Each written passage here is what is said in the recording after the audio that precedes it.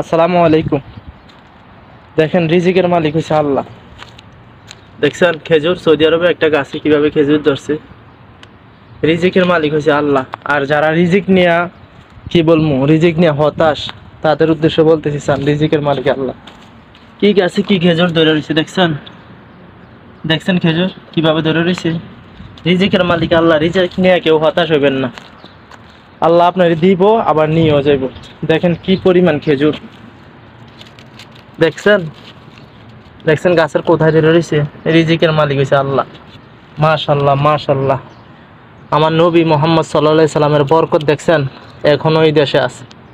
আলহামদুলিল্লাহ। নবীজির বরকত দেখছেন নি, এটা হইল সৌদি আরব। দেখছেন যেখানে আমার নবীজির জন্ম, নবীজির সব কিছু এইখানে।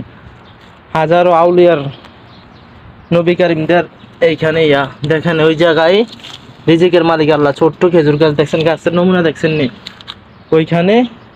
দেখেন গাছটা, দেখেন আপনাদেরকে আমি দেখাই, গাছটা কত বড় দেখছেন নি। আর খেজুর দেখছেন তো নাকি।